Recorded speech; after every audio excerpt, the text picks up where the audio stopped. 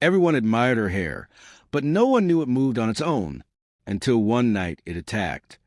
They called her blessed, a girl with hair so beautiful. Even strangers whispered prayers when they saw her.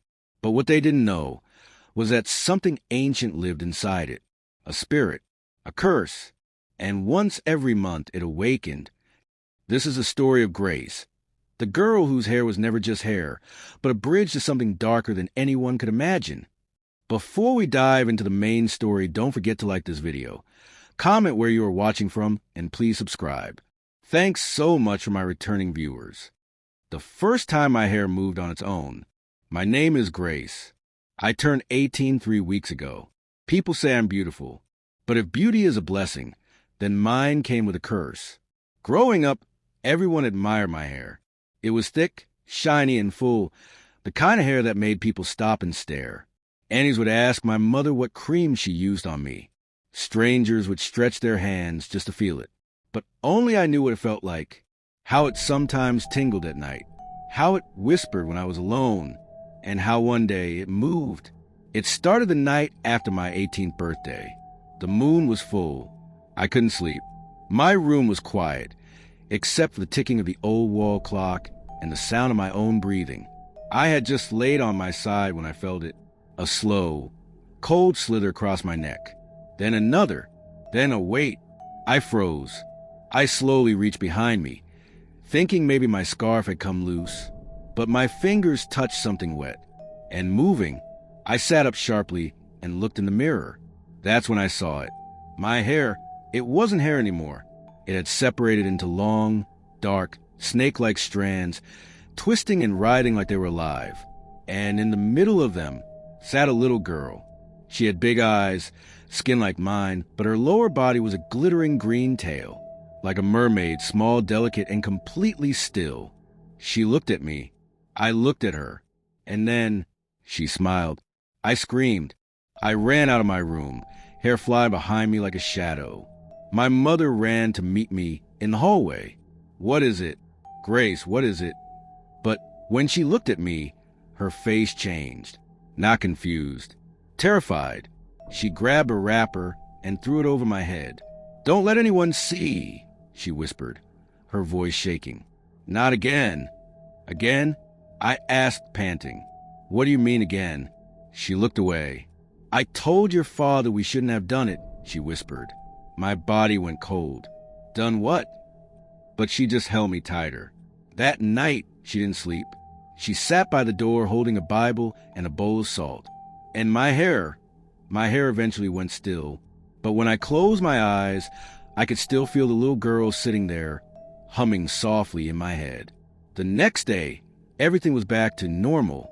My hair looked like regular hair. The mermaid girl was gone. My mother acted like nothing had happened, but her hands shook when she served breakfast. And my father, he didn't even come home that night. School was worse. People kept complimenting my hair. A guy I liked, Victor, reached out to touch it. "Don't!" I yelled, pulling back so fast the class went silent. I laughed it off. "Sorry, I'm just tender-headed." But inside, I was trembling, because when Victor's hand got close, I felt something stir in my scalp, like she was still there. That night, I sat by the mirror again. I wanted answers. I wanted to know what was wrong with me. So I whispered, "If you're real, say something." For a few seconds, there was silence. Then suddenly, my reflection blinked. But I hadn't. I stepped back from the mirror. Then I heard it. A little voice. Not in the room. In my head. "You're not alone anymore." And just as I gasped, my hair began to move again. The mermaid in my hair spoke to me. I ran from the mirror that night, heart pounding, chest tight. I wanted to scream, but who would believe me? Who would understand that something lived in my hair, and it had just spoken to me? I didn't sleep. I stayed under my bed covers, sweating and shaking, even though the night was cold. The little voice echoed again and again in my mind. "You're not alone anymore." What did that even mean? The morning after, I looked pale at breakfast. My mother noticed. "Are you okay?" I nodded, but something strange happened. When I tried to comb my hair, the comb snapped in half. The strands were thicker than usual, not tangled, just tense, like they were resisting me. Then a single snake-like lock lifted slightly on its own, only for a second, but I saw it. I dropped the brush and ran to school with a scarf tied tightly over my head. At school, whispers. She's acting strange lately. Did you see her hair yesterday? Something's off. She doesn't talk to anyone anymore. Victor came over again. Hey, Grace, are you okay? I forced a smile. I'm fine. He stared at me. You know you can tell me if something's wrong, right? Wrong? How could I tell him there was a child mermaid living in my scalp, curled between snake hair that only I could feel? He wouldn't believe me. No one would. That night, the voice returns. I stood in front of the mirror again. This time, I wasn't scared. I was angry. I whispered, "Who are you? What do you want from me?" Silence. Then, my hair began to twist on its own. It separated again, long black strands turning into serpents. And in the center, she appeared, that little girl. Her hair curled like mine, her skin soft and warm-looking. But her eyes were old, too old. Her tail shimmered green and blue, dripping with something I couldn't name. She didn't speak with her mouth, but I heard her. You were promised, long before you were born. Your father made a vow, and now, I'm here. I gasped, "What vow? What do you mean, promise?" She didn't answer that. She simply floated between the strands of my hair and whispered, "Soon, the moon will rise again. And when it does, you'll remember everything." I crept to my parents' room while they were asleep. My father wasn't home again. No surprise. But in my mother's closet, I found an old wooden box. It smelled like ashes and palm oil. Inside were strange things. A bundle of black hair that looked just like mine. A mermaid carved from bone, stained with something red. A letter, folded many times over. The letter read, "She must never cut her hair. Not until the 18th moon. She was born for this. Born to keep the vow. Tell no one. Let the spirit grow with her." I dropped it. What vow? What spirit? And what happens on the 18th moon? Suddenly, I felt it again, the cold, crawling sensation at the back of my neck. The mirror in the room began to shake on its own. The mermaid girl appeared again, outside the mirror this time. Her voice filled the room. "The next time I come, I won't come alone." And before I could move, my mother woke up screaming, not from a dream. She saw what I saw, and her first words were, "Oh no, it's starting." My mother finally told me the truth. My mother stared at the space near the mirror where the mermaid spirit had appeared. Her lips trembled. Her hands shook. I could see it in her eyes. The kind of fear that comes not from surprise, but from memory. She had seen it before. I stepped back. "You saw her too, didn't you?" She didn't answer right away. She sat on the floor, rocking slowly. I prayed this day would never come. "Tell me the truth, Mama," I begged. "Who is she? What did you and Dad do?" That's when she looked up at me. And finally, she spoke. "I didn't want to be part of it," she whispered. "Years ago, before you were born, your father lost everything. His business collapsed, our house was seized, and I was pregnant with you. We were desperate." She looked away, as if remembering something she had buried deep. "One night, your father took me to a shrine deep in the forest. I didn't even know where we were. He said we were going to beg the gods for help. But when we arrived, I saw him kneel before something I can never forget. A river altar," she whispered, "covered in bones and blood, and a crown made of shells and baby teeth." I swallowed. My throat was dry. "What happened there?" Tears ran down her cheeks. "Your father made a deal. He begged the river spirit to give him wealth, and in return, he promised his first daughter would be dedicated back to the water, body, hair, soul. When you were born, Grace," she said, "they marked you." I blinked. "Marked me how?" She pointed at the back of my neck. "There's a birthmark under your hairline, shaped like a wave. That's how they knew she had accepted the deal." I touched my neck. The skin there had always been different, smooth and pale, almost like a scar. I never thought anything of it. Why didn't you stop it? I asked. She looked down. Because the money came and I was afraid. We had everything we wanted. I told myself it was just a myth, that spirits couldn't claim you if we moved away. When a church cut your hair. I stared at her. You tried to cut my hair? She nodded slowly. I tried when you were 6. You screamed like you were being burned. And then that night you had a seizure.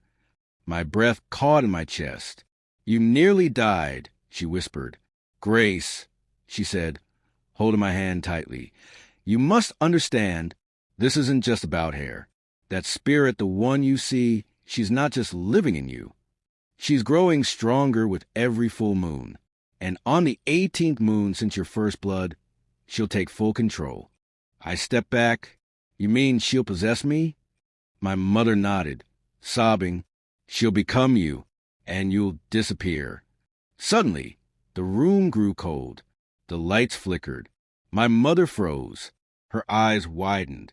Then we heard it, a soft, watery giggle. Not from outside, not even from the mirror, from inside my hair. It's almost time. Then one single braid lifted itself into the air and pointed at my mother. I screamed, trying to hold it down, but the braid struck her across the cheek, so hard she fell backward. My mother hit the ground with a loud crack. She didn't move. My heart dropped. Mama? Nothing. And then the mirror lit up again, and the little mermaid girl whispered with a smile. She's only the beginning. I tried to escape my hair, but it fought back. Mama? No response. She lay still on the cold floor, her arm twisted awkwardly beneath her. My hands trembled as I reached for her. Her pulse was slow, but she was breathing.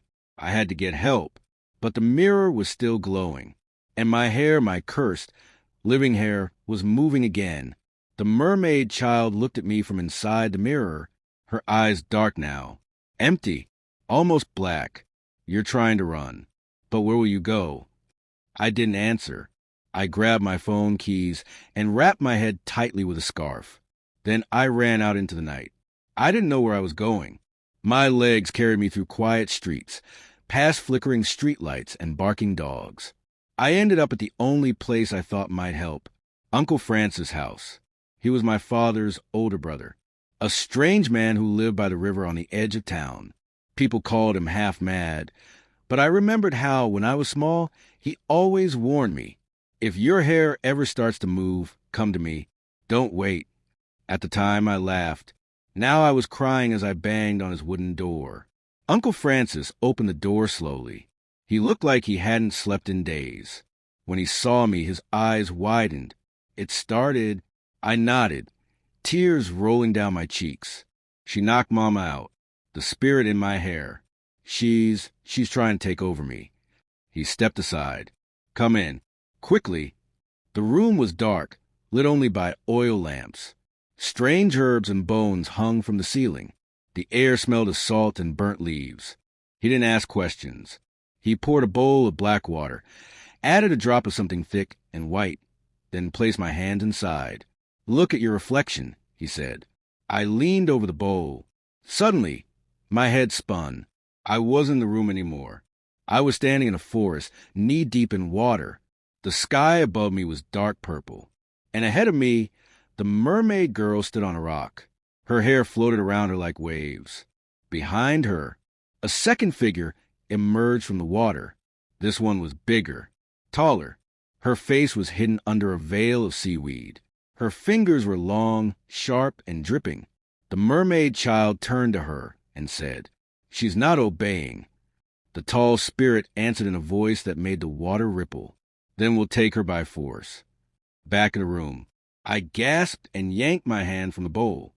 Uncle Francis looked grim. "She's called Igioma," he said. "That mermaid. She's a child of the river spirit your father made a deal with. Her job is to collect what was promised." I shook my head. What can I do? I can't keep living like this. I feel her watching me, whispering in my sleep. He nodded. There's only one chance. One ritual, but it's dangerous. I leaned forward. What ritual? He looked me in the eye. You must burn your hair before the 18th moon, while standing at the shrine where the vow was made. My mouth fell open. If you fail, she won't just take you. She'll stay in your body and use you to collect others. I nodded. Then we'll do it. We'll burn it. But before he could respond, my scarf slipped loose. A long braid uncoiled itself and wrapped around Uncle Francis' neck. He choked, gasping for air. No! I screamed, grabbing at my own hair, trying to pull it back. But it wasn't listening. I watched in horror as the mermaid's voice whispered from inside my head, "You're not in charge anymore, Grace." Then I saw it, a second face starting to form beneath my skin, just beneath my left eye. Like Igioma was no longer just living in my hair. She was moving into me. Uncle Francis lay gasping on the floor, his throat bruised, eyes wide with fear. The braid that had choked him now hung limply behind me, as if nothing had happened. I stared at my own reflection in the cracked window pane. The second face, Igioma's face, was still there. Small, subtle, but real. I couldn't wait any longer. The 18th moon was just 2 nights away. If I didn't act now, I would disappear and she would take over. That same night, Uncle Francis gathered what we needed: 3 black candles, a bowl of red sand, a lock of my baby hair, which my mother had secretly hidden in her Bible, and a fire charm carved with ancient marks, passed down from the river seers. You must go alone, he told me, to the old shrine where the vow was made. I nodded, swallowing my fear. I'll guide you from a distance. But once you're inside, no one can help you. I left just before midnight, walking through the bush path with a lantern in hand. The wind howled. The trees whispered things in a language I didn't understand. But worse than the wind was the sound in my head. Igioma was humming. A soft, sad song. It sounded like lullabies. But the words were not for children. I reached the riverbank. There it stood, the shrine, a small clay house, half swallowed by vines, bones tied to its pillars, feathers hanging from its roof. I lit the candles, placed the red sand in a circle, laid the baby hair at the center. Then, with my hand shaking, I unwrapped my scarf and let all of my hair fall free. It moved immediately, like snakes waking from sleep. It twisted, hissed, lifted. Then Igioma rose from it. This time, her form was larger. Her green tail coiled around my waist like a belt. You want to be free? She whispered. Then burn yourself. I raised the fire charm, but as I brought it close to my hair, my arm froze. I couldn't move. My hand began shaking violently. The fire charm fell from my grasp, landing just outside the circle of sand. Igioma laughed. Then she began to rise. Her small body stretched. Her face began to morph into mine. Her voice echoed deeper now. You had your chance, Grace. You didn't obey. Now I'll live for you, better than you ever did. My mouth opened, but no words came. Then I heard another voice.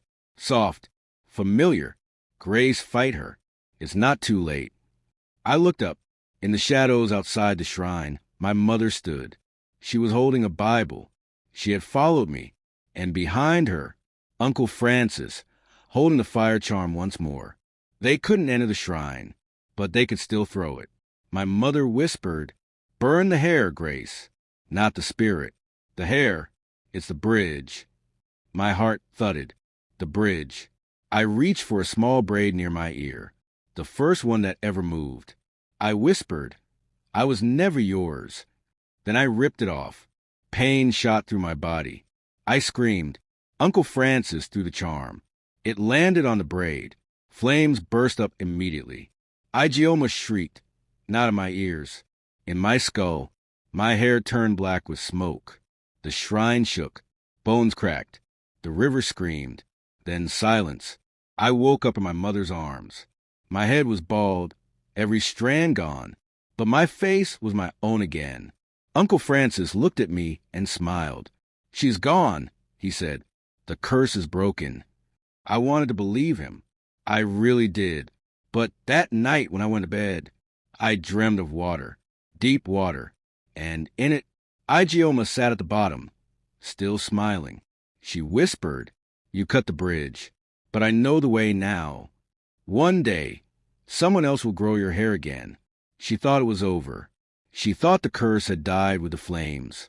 But some spirits don't burn, they wait. If you think this story is finished, think again. Part 2 is coming. Don't forget to like, share, and subscribe for more true horror from the Global Storyteller Official.